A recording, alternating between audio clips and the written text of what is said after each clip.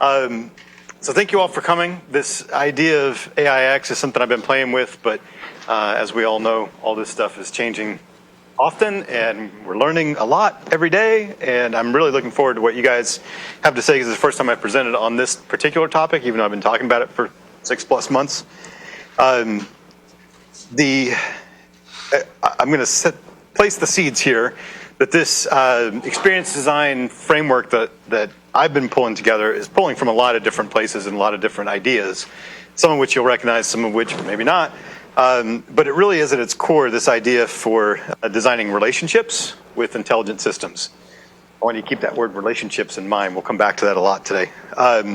Before I forget, I run a couple of events that are for people talking about stuff like this and the more philosophical and strategic and tactical levels. Both those events you can sign up at these links.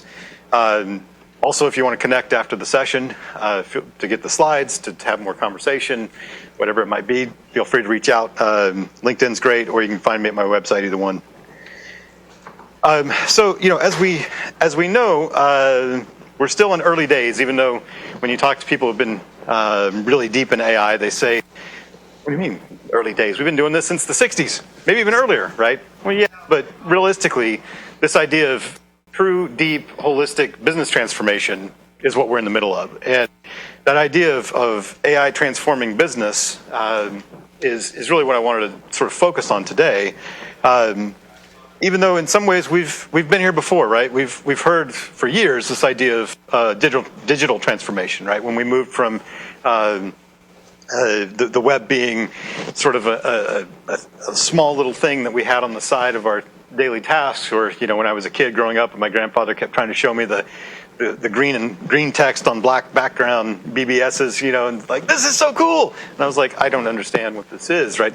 But realistically, the digital transformation for business in the holistic way that now has become just part of our society started when the web came about. We started really rethinking everything from commerce to interaction with teams to moving teams in different physical locations. And along the way, there was a lot of stuff that happened for that transformation, right? Things like moving all these analog workflows to digital, creating new roles that hadn't existed before. It hadn't existed in any scope, in any scale anyway. I know everything I'm about to say where I say, hey, it's new, there's somebody that can say, caveat is, yes, I know there's stuff that happened before this, but at scale, yes, there was UX designers. We put an entire discipline and job category in place, right? And that happened over time, right? We moved from this idea of digital stuff was IT oriented, and we moved it into more of a customer experience orientation. And the frameworks we started to see started to change. We were just talking about Agile a little while ago, and the impact on whether it's hardware or software. These ideas of this iterative processes, and what those frameworks look like, moving from waterfall to Agile and now beyond. And a lot of this started, if you recall, the web was kind of ugly, right? And this is one of the better versions. This is when there was actually some standardization where we had menus on the left side, and the menus were just clickable buttons instead of flash videos that didn't load half the time, right? We all remember this stuff. But we've seen a lot of progression over the years. In the last several decades, we've moved from, this beautiful early Yahoo page. I mean, at the time it was beautiful anyway. Yeah. I can start screaming at you. It's very, very reminiscent of what's happening today. But when we get online, but the transition to sites that look like this, the new common Yahoo page, there's consistent practices, right? And we moved from this effort being very hand coded. Anybody hand coded a website before, completely from scratch? Anybody hand coded a very complex business dependent site from scratch, right? Yeah. Yeah. Well, we moved from that. We got editors that help us do that manual work, and it started to move more and more into the place where those tools aren't even really necessary for a majority of the people anymore, right? If you've got a website today, you probably are using something that's obfuscating those tools pretty dramatically. You can build an entire small business website without ever touching a piece of code through Wix or Squarespace or WordPress or any number of other sites. But that didn't just happen, right? There was a lot of UX work that went into this process of creating getting us to a place where there was consistency, there was standardization, there was, generally speaking, some level of given success when we go to a site and we see three lines in a stack, the hamburger in the upper right or the upper left-hand corner. We know exactly what to do now because there was consistency of patterns that grew over time.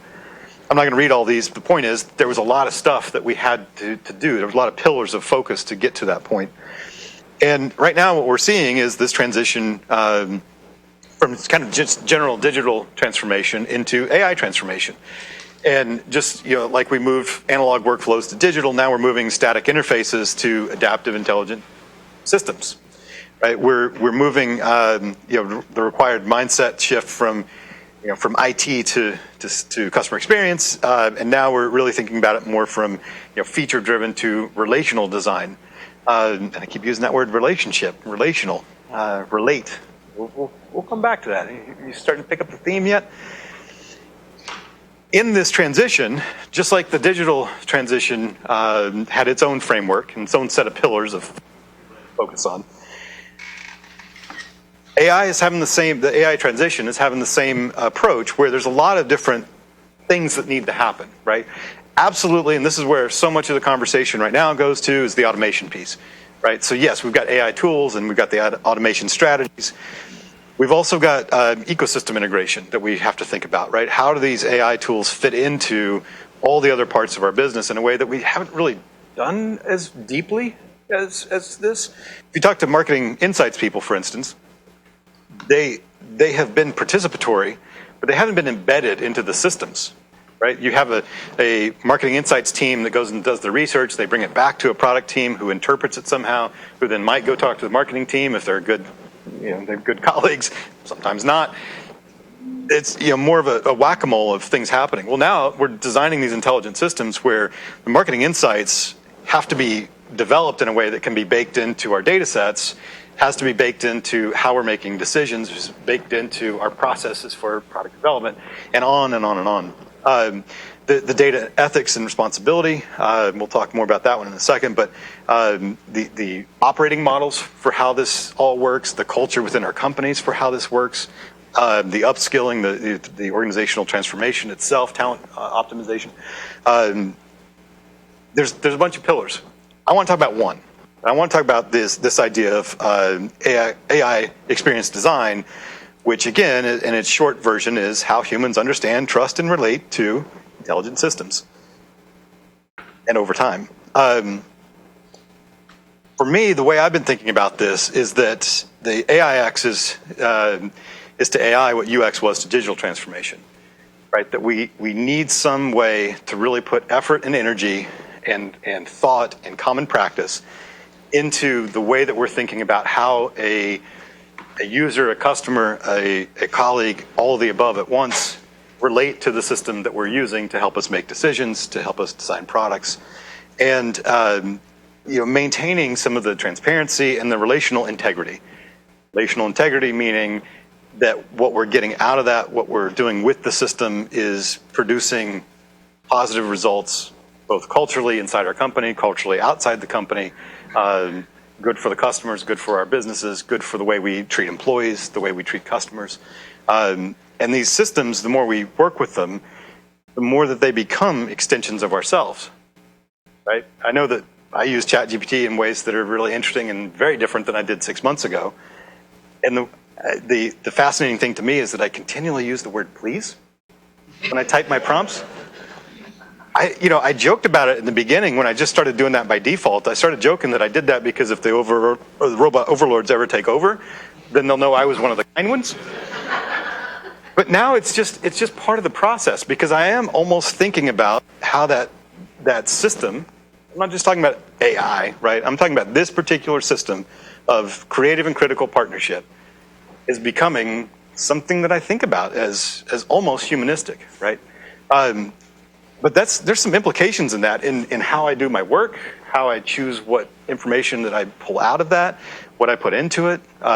There's a lot of things that go into that relational concept, and you know the idea of relational, right, is kind of weird because we've been talking about AI so much as data, as ethics, as how do we shove data into these systems that are also based in humanity. How am I writing a blog post, for instance, to make this really simple, that works when you guys read it and you're like, I feel like a human talked to me. I feel connected. He's telling a story that's interesting to me. He's telling me something that is inherently human, even though I'm using ChatGPT as a creative and critical partner to create that, right? That is relational. How are we thinking about those as relational? And this is where, you know, I put my little asterisk in the corner here about how does somebody who's been doing community and customer engagement work for 20-something years now, working on figuring out how to help companies relate to customers in a more direct and humanistic way, how does AI fit into that? Why am I talking about AI? Well, you'll notice, like I said, there's one of however many, eight pillars, 7 pillars there were. I'm only talking about one of them. My part's the relational piece. How are we thinking about helping our colleagues, our customers, our systems understand better how to relate? Because it is relational. It is absolutely relational. You know, to design a relationship with intelligent systems is to intentionally shape how a human and an AI system understand, influence, and respond to each other over time. Right? That is a design principle, right? And how we go about designing these systems has to start with this understanding that we are creating relational connection, not just for how we're putting a prompt in and getting something back, but how do we think about how this fits into processes? How do we make these systems feel certain ways to the user? Go ahead. Have you ever worked with anybody that actually abuses the AI and talks back to it long-term what happens? I've seen some of the examples. I haven't worked with anybody that's done that yet, but I've seen some of the examples. I'll actually show you one here in just a second. This is a good question. So, back to that question. How does AI make you feel? Right now, today, how does it make you feel when you're using the tools that you're using? Nervous. Dumb? Is that what? Yeah? Dumb? Yeah. Yeah. I feel efficient. Yeah, I feel like it's enabling me to double, triple, quadruple. So on one hand, it makes us feel dumb. On the other hand, it makes us feel kind of badass. Right? Well, for me, because I've been good to it, it's encouraging. Yeah. It's like, oh, what a great idea. I'm like, what am I talking about? Like, right. It wasn't like that 6 months ago or even a year ago. So I don't know if it's because I've been building a relationship with it as opposed to like a former co-founder that's not there anymore. It's easy. So here's the thing. If it's only nice to you, is it really a relationship? Right? This is part of the question. This is part of this framework is how do we start to think about the fact that it both makes us feel dumb and badass at the same time? Right? How do you start to rethink? You know, I know a lot of stuff, and my wife asks me questions a lot especially on like little factoids that mean nothing. I'm really good on those. And she comes to me regularly and says, hey, you know, how does this thing work? And I'm like, oh, let me tell you about how this production machine in this facility I've never been in works. Because I've watched 14 YouTube videos about it. There's a certain way to sort of balance this where you are giving this boost to people saying, man, I am powerful. I am impressive. I am starting to think about more creative and critical concepts, right? Because I now have the space for it. And the encouragement. I'm being encouraged by the system. I'm also designing them, hopefully, in ways that don't make me feel dumb, but maybe make me feel a little humility, right? If I'm always good, am I actually building a relationship? And if I'm not building a relationship, can I continue to trust the information it gives us?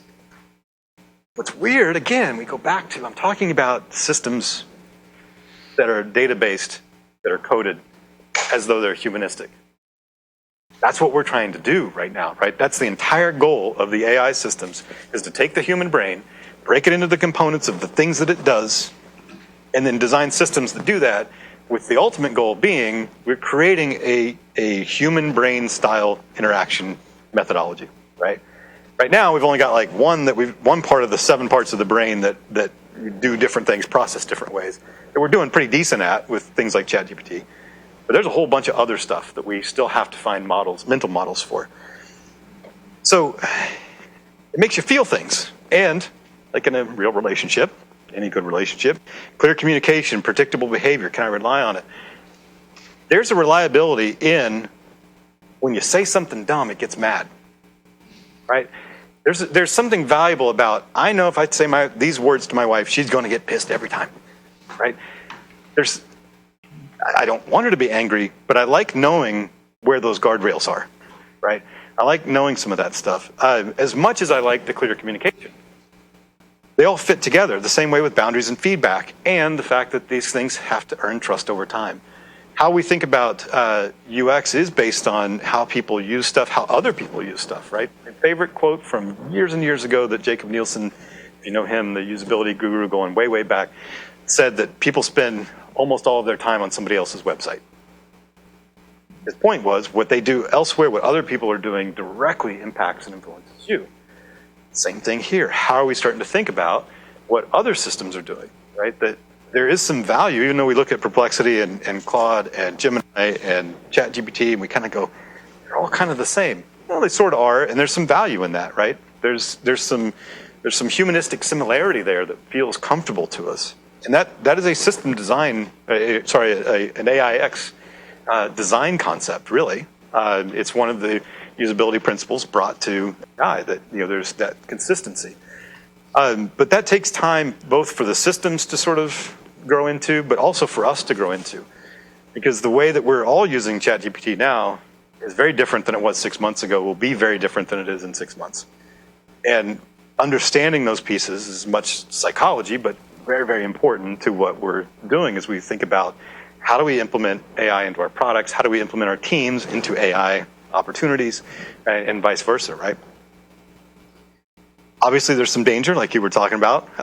We know about some of these things pretty clearly. We've heard lots of examples, things like it making up non-existent policy, which I think it was Air Canada that said, oh yeah, bereavement, you can get a full refund on your ticket. That's not their policy. Being able to talk in Python code language instead of in English, if you ask it to, and we've seen some chat bots. This one here, I didn't put this is only one part of the chat, but the UK version of UPS had a chat bot. Somebody discovered that he was really mad about something, and he asked it to write a haiku about how bad the company was on the company's chat bot, and it said, sure, here's a haiku about how bad we are. What came before that was him saying, dropping some F-bombs and saying, I want you to speak to me in the same way. And it did, right? Now, from an engineering standpoint, it's working completely functionally, right? You asked it to do a thing, it did a thing in a way that a real human operator might do, sort of, except that it missed the piece of humanistic interaction where if I said, hey, cuss at me, you probably wouldn't. Right? I'm hoping. Probably not. These are sort of the obvious ones. As we start to think about some of the other principles here that matter, we think about things like the emotional AI tools misreading cultural or neurodivergent cues. And I have an autistic stepson who's 12, and the way that he interacts with me is very different than somebody who's neurotypical, right? And the words may be the same, but the cues are very different. And missing those is really, really easy for our systems today. Things like hiring and white male bias. These job application sites, as we've seen over and over and over again with the AI tools that are in place, default, because of the data set that they have, to choosing white male candidates. For whatever set of reasons the data says, when they average it out, oh, these are the best candidates. The same way that healthcare tools that are getting put in place to make claims choices are underrepresenting black people more than anybody else. Because black people are more healthy? No. Because they don't tend to go to the doctor as much, so there's not as much data on them. So it's the exact opposite of what needs to be happening, but that's not what the immediacy is. And that's, without those sort of human connections, we start seeing these things pop up, and I'm sure everybody here probably has heard something about, oh, AI has a racial bias. You heard that? Yeah, it does. You understand maybe now better than you came in the room of what that means? It's so surprising to me, these human pieces of knowledge that come out not from deep study, but from actual engagement. Hey, what's your experience? Well, that doesn't match this thing over here. I need to dig into this. And again, we're talking about partnership with the AIs. But if we're partnering with the AIs, thinking about what are the human nature biases that we come with every day, what are the problems for how we think that we come to the table with every day, this matters to a field of study that, again, I'm calling AIX. And it is designing this relationship between the intelligent systems and the humans, not just the touch points and tools and the screens they use. Right? Often we're really talking about what's the best way to enter a prompt, or prompt engineering. What's the best way to talk to it in a computer way, right? It's important. Those are all parts of the mix, not the one we're talking about today, right? Yeah, go ahead. I mean, should you pre-load like diversity miles? I mean, don't you see bullet? Maybe. I think it starts with. Yeah, I think it starts with intent, right? And it's, to that point, well, like my straight man, get me built up here. So it isn't about where the button goes or what we load necessarily. It is, but it's not just about how we source and process and display the data. That's part of it, but it's more about how does the system behave? What are those human behaviors that we know, that we understand about human psychology? How are we bringing those in and translating those into a digital experience and really understanding how a user feels, right? The UX UI experience design is amazing. I've worked with those teams forever. I've done some of that work myself. It's wonderful work, but it falls short on understanding how to balance badass and dumb, right? That's a different space altogether. And I think that's really what we're talking about when we talk about feel. Sorry, say again? The lack of data? Sometimes, yeah. Yeah. Yeah, and I also think it's personality too, right? There's people I know in my life that, right, and over time. What I think about things today and what I thought about them when I was 20 are radically different, thank God. But they evolve over time, and really thinking about what does that mean to how we go about this process of, sort of the core principles, core ideas of the AI experience design. I'm going to blast through these. If you want to talk about any of these more in depth, please jump in after the session or reach out after the event. I think I'm doing okay on time. What time we ended. I just looked at what time we started. So here's the principles that I personally have come up with. This is my approach. I'll leave these here for just a second, and then we'll kind of talk about each one individually. I'm sure there's more than this, because there's a whole lot more. If you think about UX design, right? There's an entire field of study in college degrees about just that concept now. There are people who've been working entire careers to learn, good UX UI design, and still probably feel like there's 1,000 more things to learn, right? This is the same thing here, but these are kind of the ones that I want all of us, myself included, to walk away from today, at least having it stuck in the back of your mind. So the first one is design for intent, not just input. So when we're designing intelligent systems, we have intents that aren't specific tasks, right? This is the jobs to be done framework. I'm sure everybody knows jobs to be done. It's one thing to say, here's how the site works. It's another thing to say, I need to understand how to buy X item for this task that I have. Those two may not be the exact same. They may be similar, may be related. One may be based on the other, but they're not inherently the same. So how do we think about AI as a collaborator getting us to where we need to go? Right? And again, I keep going back to this idea of creative and critical partner. Right? I want especially as an independent consultant, I love having somebody that I can spar with and that will push back, that will actually say, no, that's wrong, in a valuable and effective way. Just like if we were talking and you said, I don't know if I like that idea, I'd still want it to be, polite and kind. I would want it to feel good, but I'd also want it to push back on me as much as it supported me, right? Because I want to get to a point that's good, not outcome-based, outcome-based, not tactically based. This idea of messy goals getting broken down into specific outcomes is what this principle is about. The second one is trust through predictability. And it doesn't mean that every single time I ask a question, I get the perfect answer. Right? That's kind of been the Google mindset, that I want every one of my search results to be at the top 3, or else I'm just going to skip it and start over. That's not really what I mean. What I mean is, I know how it's going to work with me. I know that if a client comes in tomorrow and says, I have a task for you, then I go, great, I know exactly how to go do that work. Right? The same way that pre-AI, if a client came in and said, we've got this problem, I go, great, I've got these frameworks, I got this process that I use, and I'm going to do this set of interviews to get us started so that we'll know where to go next. Right? And I know that. The moment that I sign that contract, I know that.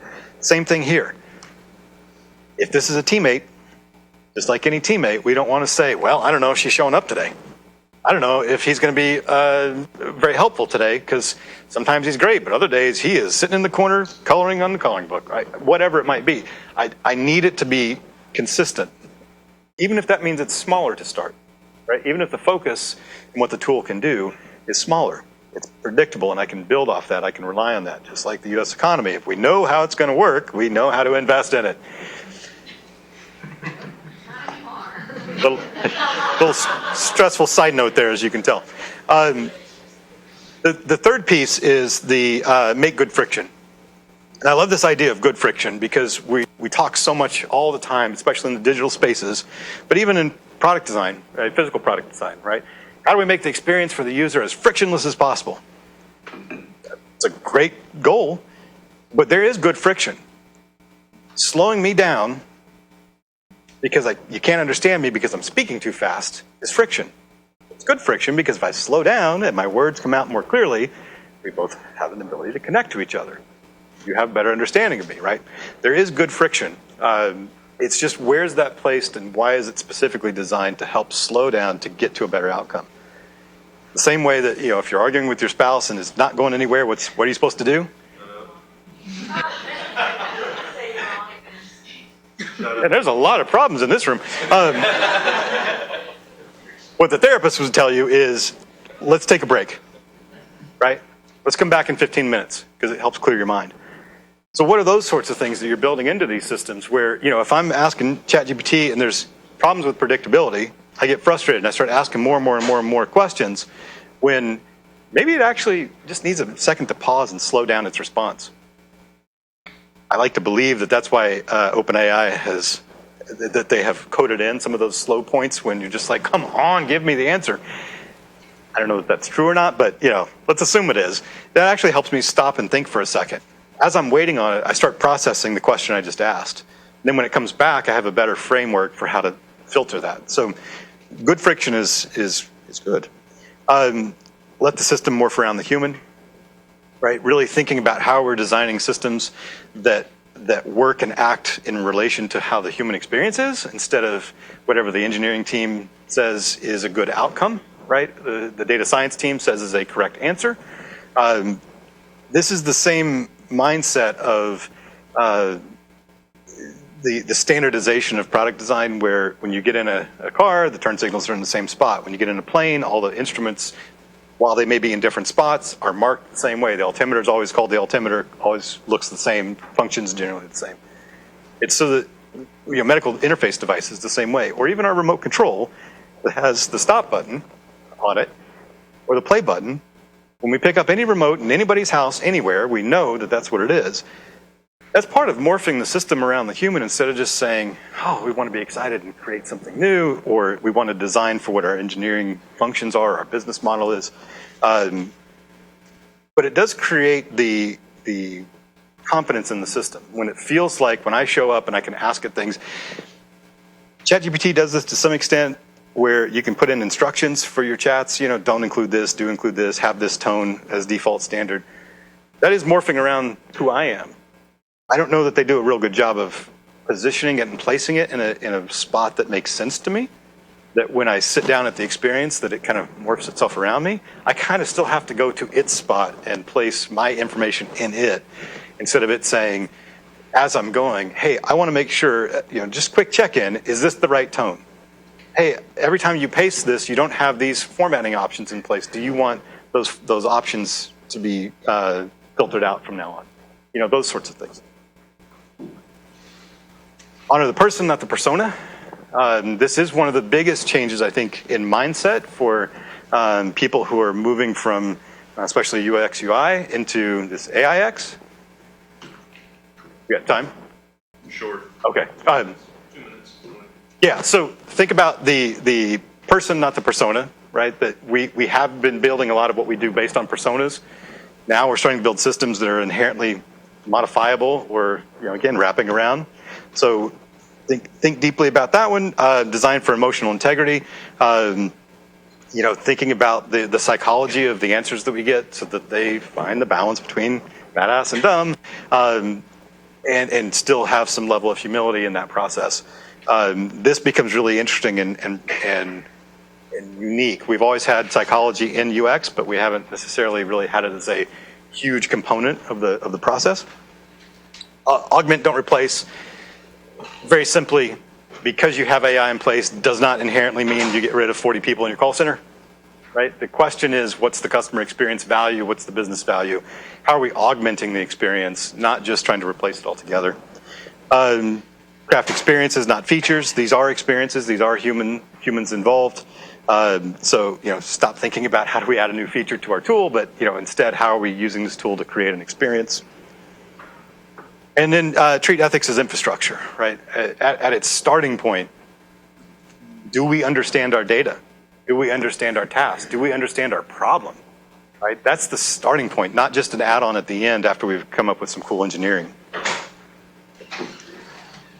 I'll skip past this, but there's a lot of value here. If you start thinking about this, the same way that UI UX allowed us to create more successful e-commerce websites, this approach, these core principles start to help us really make these tools part of our life and help drive business, help grow retention, help improve loyalty with our users, with our employees. Yes, lower cost, but also, again, these intangibles, the brand loyalty, and safer scaling, stronger customer retention, and whatnot. Here's the end of the deck. Sorry, we've run out of time, but if you want to step aside and ask questions, I'm happy to do it. If you want the slides from today with all the data in it, feel free to reach out, and I'll be happy to send them. And with that, thank you very much.